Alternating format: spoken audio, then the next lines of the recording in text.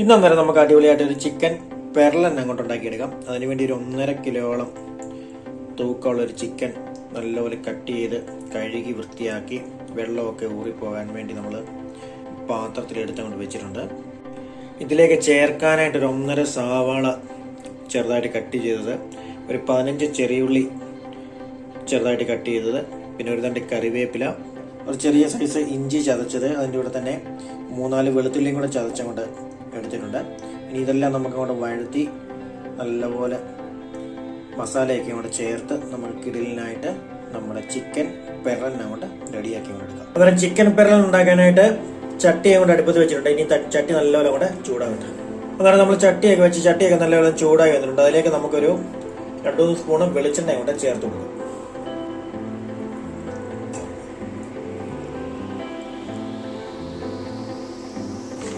ഒരു എണ്ണയൊക്കെ ഒന്ന് ചൂടായി തുടങ്ങിയിട്ടുണ്ട്. അതിലേക്ക് നമുക്ക് അല്പം കടുക് കൊണ്ട് ചേർത്ത് കൊടുക്കാം. കടുക് കൊണ്ട് പൊട്ടി തുടങ്ങുമ്പോൾ ഒരല്പം പെരിഞ്ചീരകം കൂടെ അങ്ങോട്ട് ചേർത്ത് കൊടുക്കാം. അതുപോലെ കടുകും പെരിഞ്ചീരകം ഒക്കെ ഒന്ന് മൂത്ത് പൊട്ടി വരുമ്പോഴത്തേന് നമ്മൾ ചതച്ച് വെച്ചേക്കുന്ന ഇഞ്ചി വെളുത്തുള്ളി അങ്ങോട്ട് ചേർത്ത് കൊടുക്കാം.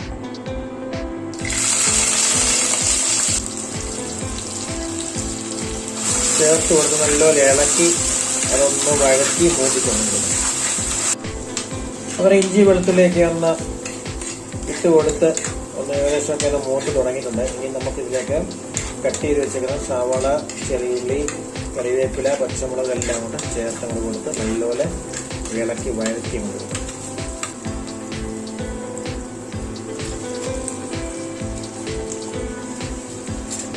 ഉള്ളിയൊക്കെ വഴഞ്ഞു വരാൻ അല്പം ഉപ്പും കൂടെ അവർ ചേർത്ത് നല്ലപോലെ വഴറ്റി കൊടുക്കും.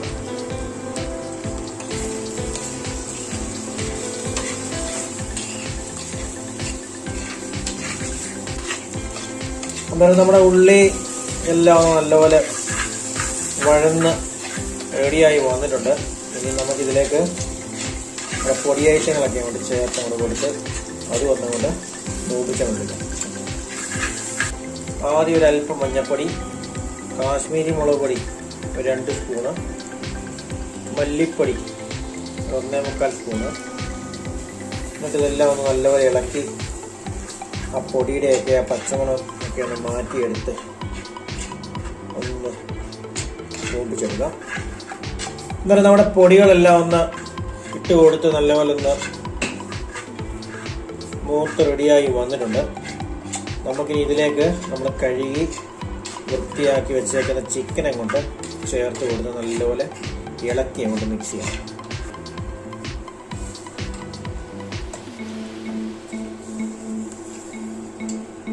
നമ്മൾ ചിക്കനെ കൊണ്ട് ഇട്ട് കൊടുത്തിട്ട് നല്ലപോലെ ഇളക്കി കൊണ്ട് കൊടുക്കാം. മസാലകളൊക്കെ ചിക്കനിലൊക്കെ ഒന്ന് പിടിക്കട്ടെ. ചിക്കനെല്ലാം നല്ലപോലെ ഇളക്കി കൊണ്ട് കൊടുത്തിട്ടുണ്ട്. ഇനി ഒരു 10 മിനിറ്റ് ചെറിയ തീയിൽ അടച്ചുകൊണ്ട് വെച്ച് ചിക്കനിലെ വെള്ളമൊക്കെ കൊണ്ട് ഇറങ്ങി കൊണ്ട് വേണം. നമുക്കത് അടച്ചുകൊണ്ട് വെക്കാം. അടച്ച് വെച്ച് ആ ചിക്കനൊക്കെ ഒന്ന് ചൂടായി അതിലെ വെള്ളമൊക്കെ കൊണ്ട് ഇറങ്ങി. ചിക്കനിലെ വെള്ളമൊക്കെ നല്ലപോലെ ഇറങ്ങി തുടങ്ങിയിട്ടുണ്ട്. ഉള്ളികളുടെ വെള്ളം പോലും നമ്മൾ ഒഴിച്ചിട്ടില്ല. എന്നാൽ ആ ചിക്കനിലെ വെള്ളമൊക്കെ ഇറങ്ങി ചിക്കൻ കൊണ്ട് വേണം.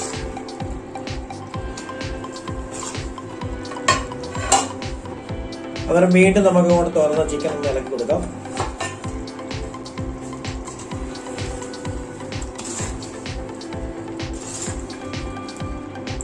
അങ്ങനെ ചിക്കനിലെ വെള്ളമൊക്കെ നല്ലപോലെ കൊണ്ട് ഇറങ്ങി ചിക്കനൊക്കെ കൊണ്ട് വേകാൻ ആവശ്യമായിട്ടുള്ള വെള്ളമൊക്കെ കിട്ടിയിട്ടുണ്ട്. നമുക്കിനി ഉപ്പൊക്കെ ഒന്ന് ചെക്ക് ചെയ്ത് നോക്കിയിട്ട് ആവശ്യത്തിന് ഉപ്പൊക്കെ അവിടെ ചേർത്ത് കൊടുത്ത് അത് വേവിച്ചെടുക്കും. ഉള്ളി ഒന്ന് വഴന്നു വരാൻ വേണ്ടി ഉള്ള ഉപ്പ് നമ്മൾ ഇട്ട് കൊടുത്തു. ഉപ്പ് കുറവാണ്, ഉപ്പ് നമ്മൾ ചേർത്ത് കൊടുക്കാം. അതുപോലെ തന്നെ നമുക്കൊരല്പം ഗരം മസാല, ഒരല്പം കുരുമുളക് പൊടി, പിന്നെ ഇതിലേക്ക് ഒരല്പം കസൂരി മേത്തി അതുകൂടെ അങ്ങോട്ട് ചേർത്ത് കൊടുത്ത് നമുക്ക് നല്ലപോലെ ഇളക്കി അങ്ങോട്ട് മിക്സ് ചെയ്യും.